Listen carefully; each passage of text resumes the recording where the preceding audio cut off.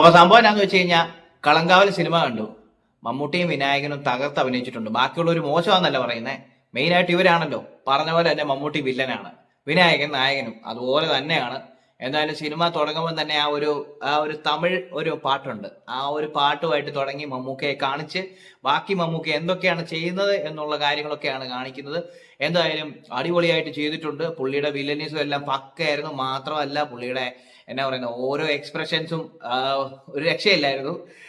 മാത്രമല്ല ഇതിന്റെ എഡിറ്റിംഗ് പ്രത്യേകം പറയേണ്ട കാര്യങ്ങളുണ്ട്. കാരണം 21 സ്ത്രീ കഥാപാത്രങ്ങളുണ്ട്. അവരെ എങ്ങനെ ഇതിൻ്റെ അകത്ത് കൊണ്ടുവന്നു, എങ്ങനെ അവരെ ഇതിൻ്റെ അകത്ത് വിനിയോഗിച്ചിട്ടുണ്ടെന്നുള്ളത് വളരെ എന്ന് പറയുന്നത് ഒത്തിരി വലിച്ചു നീട്ടാതെ ഇങ്ങനെ ഇങ്ങനെ കാണിച്ചു പോയി.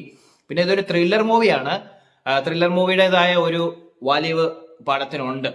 അത് നമ്മളിങ്ങനെ ഇരുന്ന് കാണണം. ഫസ്റ്റ് ഹാഫ് നല്ല പെടയായിട്ട് പോയി. സെക്കൻഡ് ഹാഫിലാണ് ഒരു ശകലം വലിവ് വരുന്നത്. പിന്നെ ത്രില്ലർ സിനിമകൾക്കെല്ലാം ഉള്ള ഒരു സ്വഭാവമാണ് ഒരു ഇച്ചിരി വലിവ്. എന്തായാലും വിനായകന്റെ പോലീസ് കഥാപാത്രവും തകർത്തു. ഒരു രക്ഷയില്ല. പുള്ളിക്കാരൻ ഒരു ഇൻവെസ്റ്റിഗേഷൻ ഓഫീസറായിട്ട് വന്നു. മമ്മൂക്ക അതിനകത്ത് പറയുന്ന പോലെ തന്നെ വില്ലനാണ്. മമ്മൂക്ക ചെയ്യുന്ന ഓരോ കാര്യങ്ങളും വെൽ പ്ലാൻഡ് മാത്രമല്ല, അങ്ങോട്ടും ഇങ്ങോട്ടും കൺഫ്യൂസ് ചെയ്യുന്ന കുറച്ച് പരിപാടികളുണ്ട്.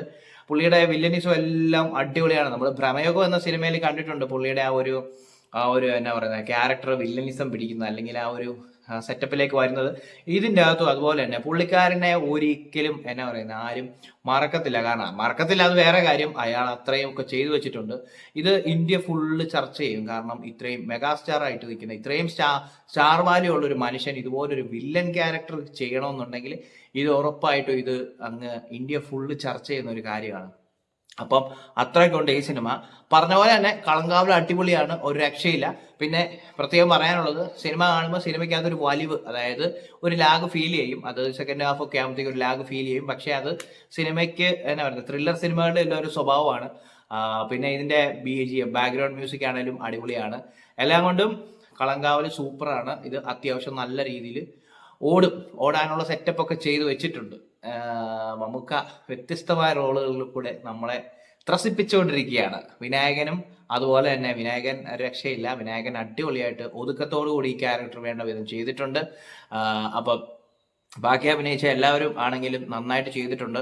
എനിക്ക് ആ ഡയസറെ എന്ന സിനിമയിൽ അഭിനയിച്ച അദ്ദേഹം ആണെങ്കിൽ പോലും നന്നായിട്ട് ചെയ്തിട്ടുണ്ട്. അദ്ദേഹത്തിന്റെ പേര് എനിക്ക് പെട്ടെന്ന് ഓർക്കുന്നില്ല, അതുകൊണ്ടാണ് പറയുന്നത്.